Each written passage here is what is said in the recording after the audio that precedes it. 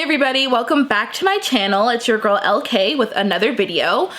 For today's video, I'm going to be taking you through my May TBR. So that's going to be all the books that I want to read this month.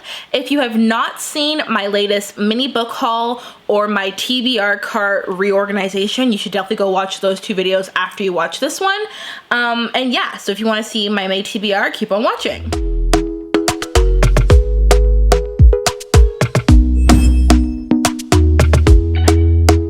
Talk to me nice, talk to me honestly, look in my eyes.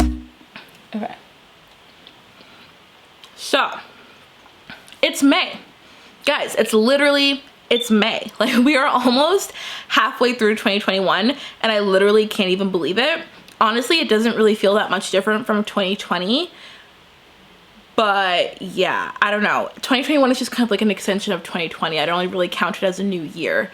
So I'm not aging this year. I'm staying 24 this year. I refuse to turn 25 having another COVID birthday. So yeah, that's how we're gonna do it. For this month, I'm kind of doing my TBR a little bit differently. I'm going to tell you guys about the audiobooks that I want to listen to as well, which is not something that I've done before. I usually just tell you about my physical reads. So yeah, I'm going to do that. I had a pretty decent reading month in April. There's still 2 books that I'm finishing up from April, and then I'm probably going to do like just a recent reads video because I realized that I haven't done one of those yet for the year. So you guys don't even know what I've really read yet unless you follow me on Goodreads. But yeah, so I'm probably going to do that video shortly after this one. Also, before I get into it, I'm well aware that my nails look like I put them through a paper shredder. I know, it's horrendous. I'm still in, like, where I am, it's still lockdown, so I cannot go and get my nails done. So this is what we're dealing with right now. I'm sorry, it is what it is.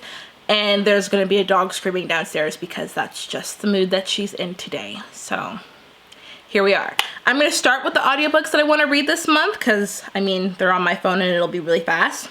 So the first book that I want to read is House of Salt and Sorrows by Elle.K. Is it K? Do you guys say you're reading an audiobook or listening to it? Because I keep saying reading, but I'm technically listening to it. So I'm probably going to interchange in between that. That's pedantic, but I'm telling you anyways. So yeah. The House of Salt and Sorrows is a YA fantasy, and it's about these 12 sisters who mysteriously keep dying. So I started off with 12, I believe, when we begin the story. 4 of the 12 have already died, and it happens after they kind of sneak out at nighttime to go to like this really fantastical dance, and then shortly after they die a really cruel death. So I think she's the youngest sister, Elle.K, is trying to figure out what's happening to her sisters and the deaths that are being posed as accidents. She doesn't believe that they're accidents, she believes that they're murders.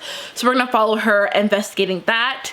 I believe this is a retelling of 12 Dancing Princesses, which is not a story that I'm familiar with.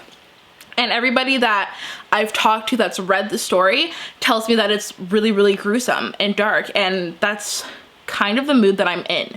So yeah, and I've been on a little bit of a fantasy kick lately, so I'm definitely gonna be a little excited for this one. I'm definitely prepared to jump into this one, and it's not a very long audiobook as well, which is really, really nice. So it'll be a nice, easy listen, so I hope. Also, my fan is on in the background because my room is 10 million degrees and it's gonna stay on. So the next one that I have is actually a sequel. It's gonna be, no, not my first sequel for the year, my second sequel for the year. Yeah, last year I don't think I did any sequels at all. This year I'm trying to catch up on my sequels, and that is Good Girl Bad Blood by Holly Jackson. Last year or the year before that, I think it was last year, I read A Good Girl's Guide to Murder, and it was really, really good. Some things that I picked out of it that I wasn't really crazy about, but overall a really fun listen. So I'm excited to kind of follow these characters on another murder mystery, so I think it'll be a good time. And the last audiobook that I want to listen to this month is Kingdom of Wicked by Carrie Maniscalco. I actually don't know what this one is about. I do know that it is a fantasy. She is the author of the, what's it called? What's that series called? The like Stalking Jack the Ripper series, which I do have the physical books for, but I listened to previews of the audiobooks for them, and I didn't really like the narration, so I'm gonna try Kingdom of the Wicked first and see if I like her writing style, and if I do, then I might just try and pick up the physical version of the Hunting Jack the Ripper series because I've heard really good things about it and it sounds like a really cool series. I want to give it a try, so I'm gonna give it a try if I like Kingdom of the Wicked. So yeah, that's it for the audiobooks that I want to read this month or listen to this month. Let's get into the physical reads. So I only have 4 physical reads this month, and I think that's because I'm more so focusing on my audiobooks, which have been a lot of fun lately, so I'm not overstacking myself with physical reads, but the ones that I picked I feel like will be a lot of fun. So the first one that I picked is another YA fantasy that I've talked about before, and that's These Violent Delights by Chloe Gong. I believe this one was described as like Romeo and Juliet, but like in 1920s Shanghai. I think that's what it was described as, and if that's the case, that sounds really dope, so I'm really excited for that. Regardless, I've heard nothing but good things about this book, and I've really been wanting to pick up a physical fantasy read, so I'm gonna try it with These Violent Delights. Not to mention, I think the author of this book is like 22 or 23. Like, girl, that is amazing. Like, kudos to you. Well done. If that's like, I mean, obviously writing a book at any age is amazing, but for her to be that young and like killing the game, good for you, sis. Like, props. So the first physical read that I want to get to this month is Somewhere Between Bitter and Sweet by Elle.K. This is a YA contemporary that I genuinely have no idea how to explain to you. Well, first of all, let's admire the cover. The cover is beautiful. It's stunning. Like, this is such a beautiful cover. I can't explain this book to you. I don't know how. It has something to do with a girl who wants to open a restaurant near her father's restaurant, and then there's a boy who's currently or just started working at her father's restaurant that kind of makes waves with it. I don't know. But reading the synopsis, it sounded cool. So I'm gonna give it a very skeptical try.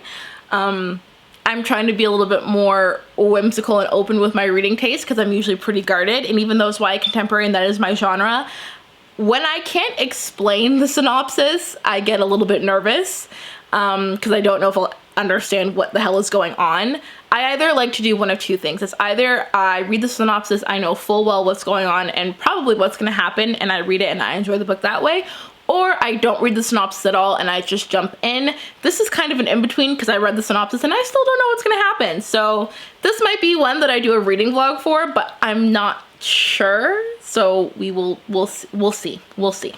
Yeah.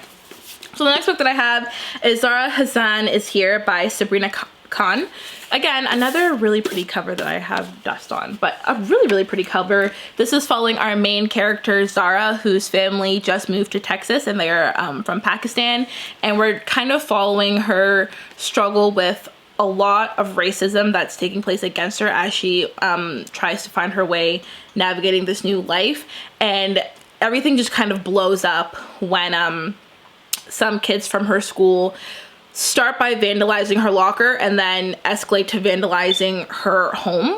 And I guess we're gonna see what she does about it because she doesn't seem like someone to take this lying down. And I'm really, really excited to see not necessarily a retaliation, but a lesson learned from this, especially given the times that we're in where racism, I don't want to say it's very prevalent now because it's always been prevalent, it's just usually been ignored, but where racism is so open and blatant right now, I'm excited to read a book like this and kind of see what our main character does with it, because like I said, she doesn't seem like she's gonna just take it and run with it. She seems like she's definitely gonna stand up and do something about it, so I'm really, really excited for this one.